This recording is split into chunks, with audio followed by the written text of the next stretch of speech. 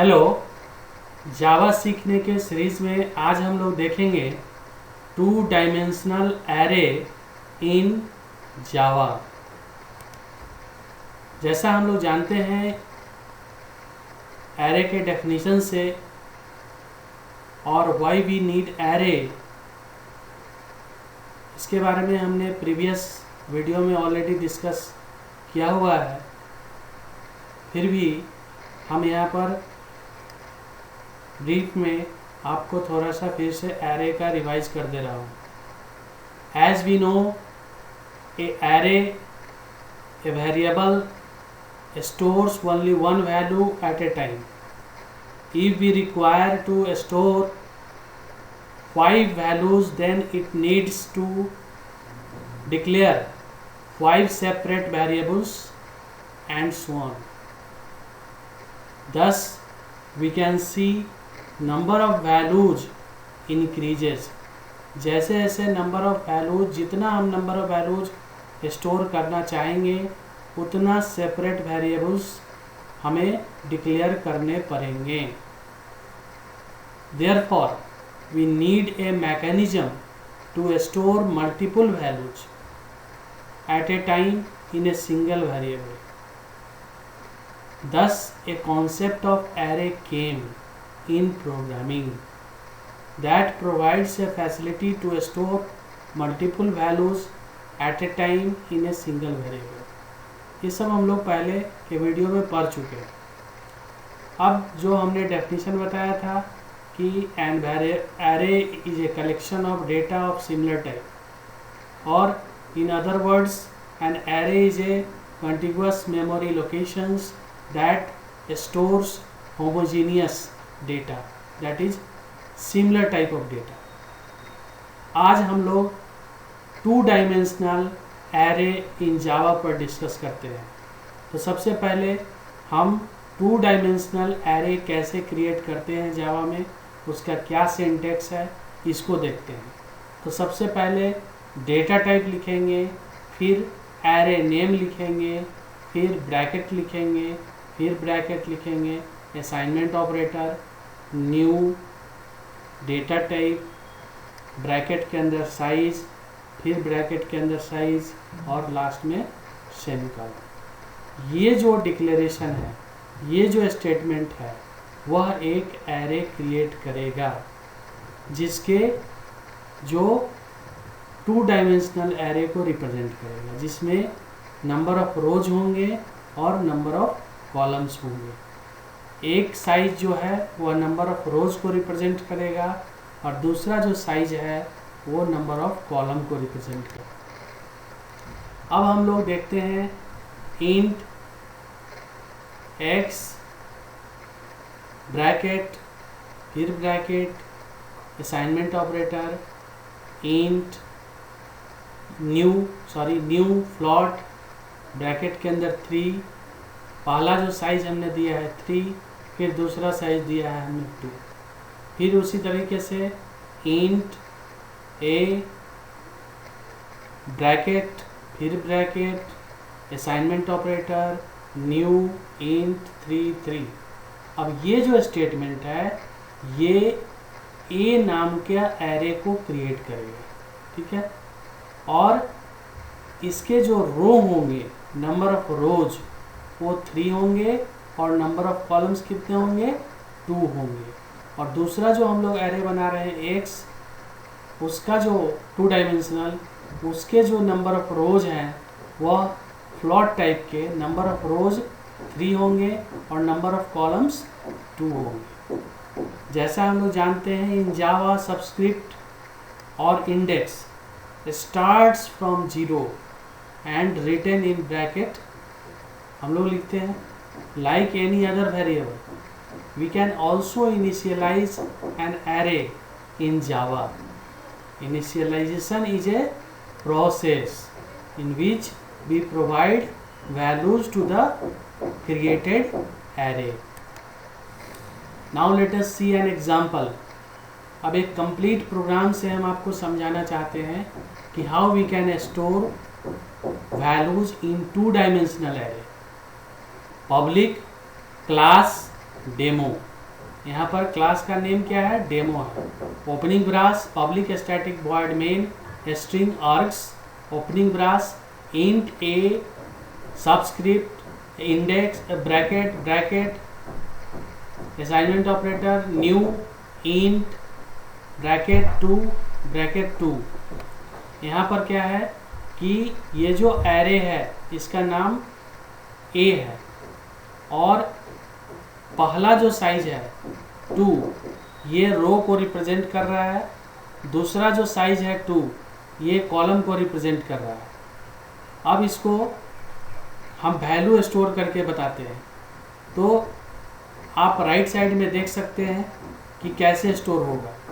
तो पहला रो जो होगा वह 0 रो कहलाएगा और पहला जो कॉलम होगा वह भी 0th कॉलम होगा। फिर दूसरा जो रो होगा वह फर्स्ट रो कहलाएगा और जो पहला कॉलम होगा फर्स्ट यानी कि दूसरा। इस प्रकार से हम देखेंगे तो 0 और 1 है तो ये दूसरा कॉलम हो गया। तो दूसरा कॉलम क्या है, फर्स्ट। क्योंकि हम लोग इंडेक्स जो है वो कहाँ से स्टार्ट कर रहे हैं, 0 से, इसलिए पहला रो या पहला कॉलम 0 से स्टार्ट हो रहा है। दूसरा रो या दूसरा कॉलम को हम 1 से रिप्रेजेंट कर रहे हैं। सो ए ऑफ 0 0 ए ऑफ 0 0 मतलब एरे का पहला रो 0th रो और 0th कॉलम में कितना वैल्यू है, 10। एरे के पहला रो यानी कि 0th और दूसरा कॉलम दैट इज 1 इसमें कितना वैल्यू है, 15। उसी तरीके से एरे के दूसरे रो यानी कि 1 और पहला कॉलम यानी कि 0 उसमें कितना वैल्यू है, 25। और फिर एरे का दूसरा रो और दूसरा कॉलम यानी कि ए ऑफ 1 और ए ऑफ 1 ए ऑफ 1 ब्रैकेट के अंदर 1 और फिर 1 ये एरे के दूसरे रो और दूसरे कॉलम को रिप्रेजेंट कर रहा है। तो उसमें कितना वैल्यू है, 30। अब हम इसको डिस्प्ले करना चाहते हैं।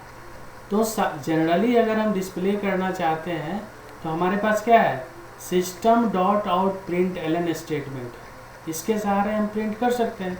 तो सिस्टम इस तरह से हमें कितने स्टेटमेंट चाहिए, तो टोटल वैल्यू 4 है, यानी कि 4 वैल्यू हमको डिस्प्ले करना है। तो system dot out print LN a of 0 और 0 ये पहला रो पहला कॉलम 10 को डिस्प्ले करेगा। फिर system dot out print LN a of 0 और ए ऑफ 1 यानी कि पहला रो और दूसरा कॉलम यानी कि 15 को प्रिंट करेगा। फिर system dot out print LN a of 1 और ए ऑफ 0 यानी कि दूसरा रो और पहला कॉलम यानी कि 25 को 25 को प्रिंट करेगा। फिर system dot out print LN a of 1 और ए ऑफ 1 यानी कि पहला रो और दूसरा कॉलम यानी कि 30 को प्रिंट करेगा। इस तरह से हमने देखा कि 2 डायमेंशनल एरे में डायरेक्टली हम वैल्यू स्टोर कर सकते हैं और फिर उसको डिस्प्ले भी कर सकते हैं। अब एक दूसरा एग्जांपल देखते हैं। हम लोग जानते हैं कि वेरिएबल को हम लोग इनिशियलाइज कर सकते हैं। तो चूंकि एरे भी एक वेरिएबल है तो उसको भी इनिशियलाइज कर सकते हैं। तो एरे वेरिएबल में 2 डायमेंशनल एरे हो चाहे 1 डायमेंशनल एरे हो उसका भी हम लोग इनिशियलाइजेशन कर सकते हैं। तो सिंटेक्स क्या होगा, data type array name index assignment operator curly brace list of values curly brace close और सेमीकोलन। अब एक कंप्लीट प्रोग्राम देखते हैं।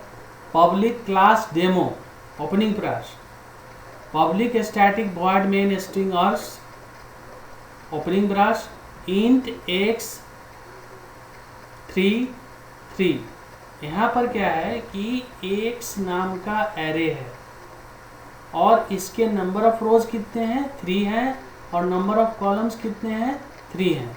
अब इसमें वैल्यू हम डायरेक्ट इनिशियलाइज कर रहे हैं।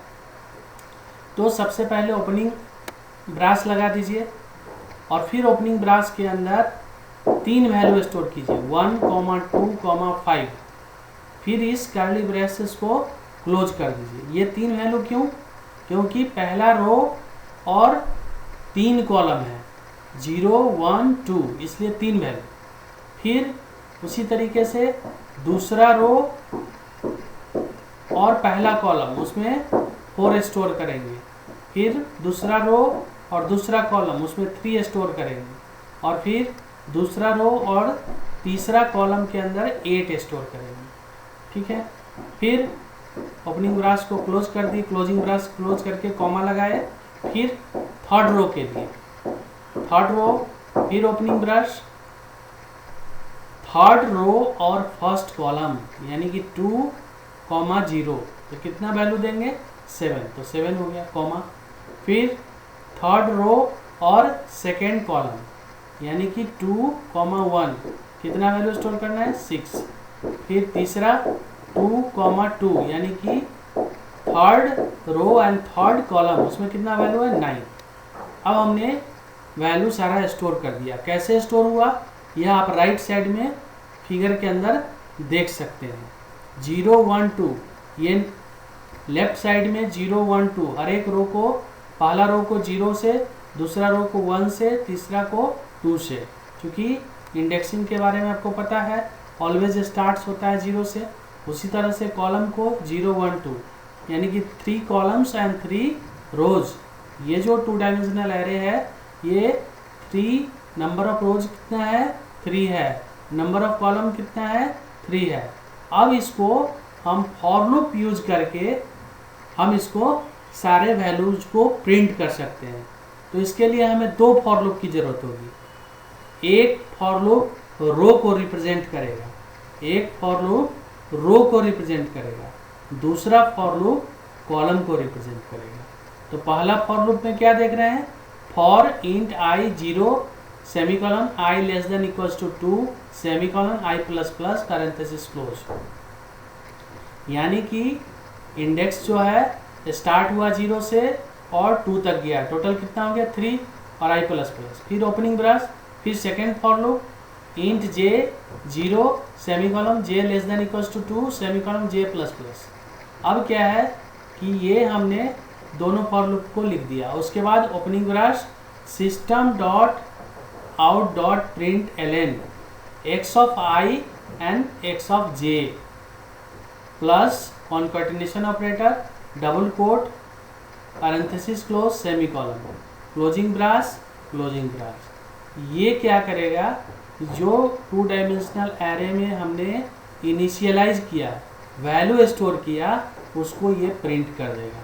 प्रिंट कैसे कर रहा है 1, 2, 5, 4, 3, 8, 7, 6, 9। ठीक है, समझ में आ रहा है, very good. Now let us see third example.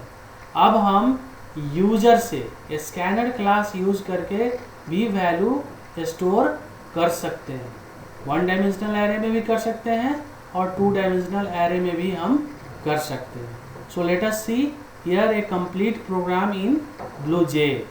BlueJ के अंदर हमने एक कंप्लीट प्रोग्राम लिखा है, उसको रन किया है, कंपाइल किया है।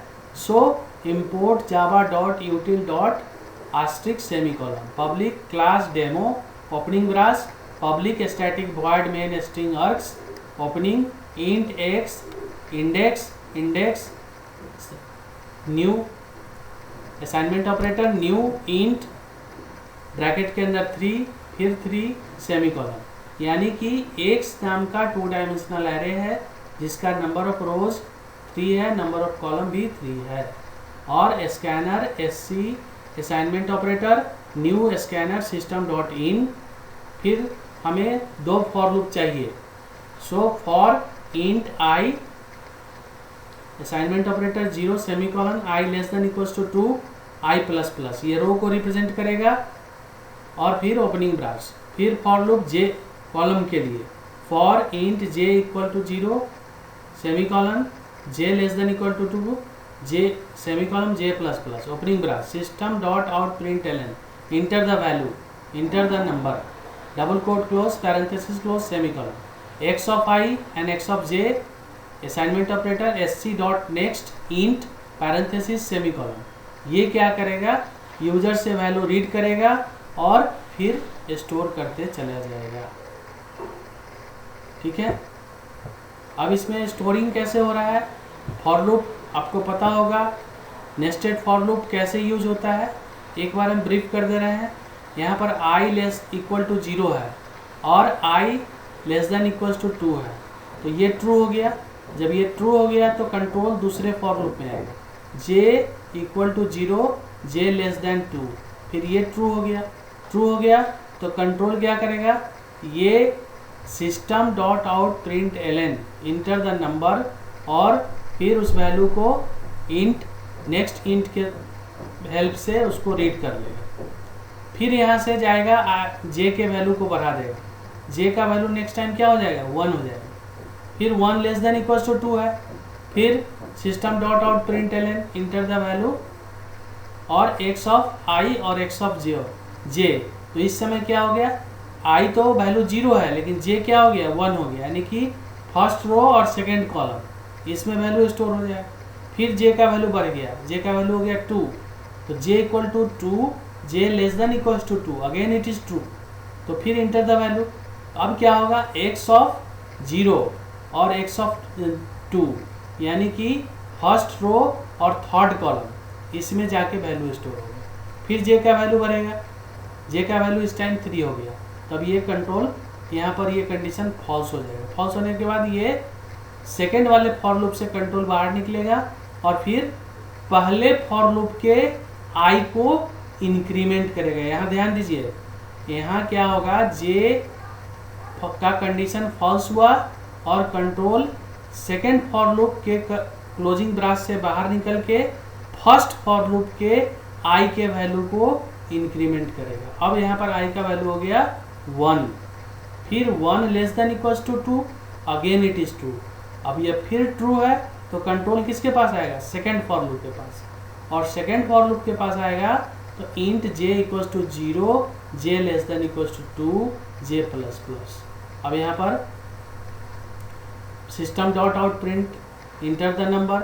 अब क्या है, x ऑफ i और x ऑफ j, तो i का वैल्यू हो गया 1 लेकिन j का वैल्यू क्या है, 0, यानी कि सेकेंड रो फर्स्ट कॉलम उसमें वैल्यू स्टोर हो गई। फिर j के वैल्यू को बढ़ाए तो j हो गया 1, तब फिर system dot out print LN, तो x ऑफ i और x ऑफ j यानी कि x ऑफ 1 और x ऑफ 1 यानी कि सेकेंड रो और सेकेंड कॉलम उसमें वैल्यू, उसके लिए वैल्यू रीड करेगा और स्टोर कर देगा।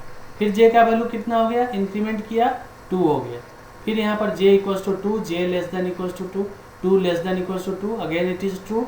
फिर system dot out print Elon, फिर x ऑफ i और x ऑफ j यानी कि x ऑफ 1 और x ऑफ 2 यानी कि दूसरा रो और तीसरा कॉलम, फिर उसके लिए वैल्यू रीड किया और रीड करके स्टोर कर दिया। फिर j का वैल्यू कितना हो गया, 3, तो इस टाइम ये कंडीशन फॉल्स हो जाएगा।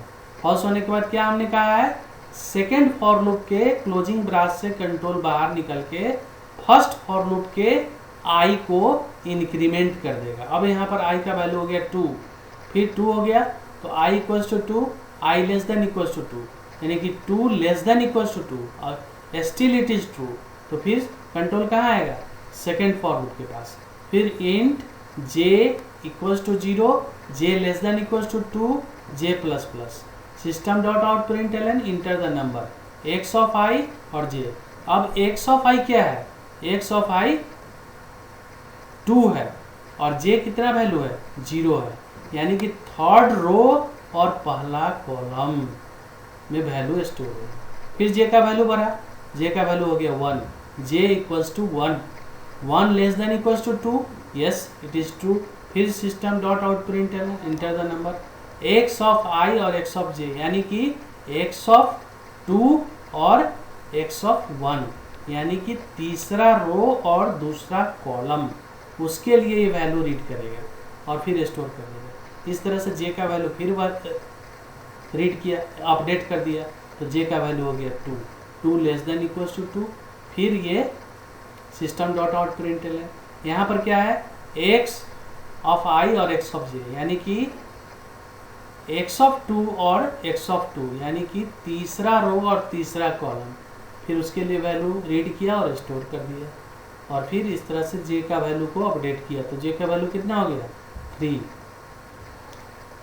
0 था, 1 हो गया, 2 हो गया, फिर 3 हो गया। अब यहाँ पर ये कंडीशन फॉल्स हो गया, फिर इसके कंट्रोल बाहर निकल गया। फिर आई के वैल्यू को बढ़ाया तो आई का वैल्यू भी 3 हो गया। अब 3 आई इक्वल्स टू 3, तो 3 लेस देन इक्वल्स टू 2। फिर अपर पहला वाला जो फॉर लूप है वह भी फॉल्स हो गया। इस तरह से ये रीडिंग का काम और मेरा कंट्रोल इसके बाद टर्मिनेट कर गया।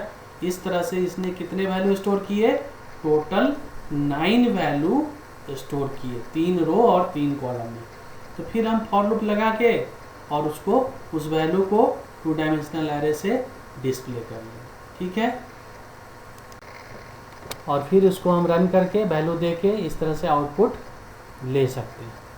तो इस तरह से हमने दिया वैल्यू, तो 1 2 3 4 5 6 7 8 9, ये 9 वैल्यू 3 इंटू 3 स्टोर हो गया। फिर इसको हमने डिस्प्ले कर दिया। ये जो 2 डायमेंशनल एरे एलिमेंट्स, इस तरह से आउटपुट हम डिस्प्ले कर सकते हैं। Thank you. Please subscribe my channel e-learning CS, or also click the link given below. Thank you once again.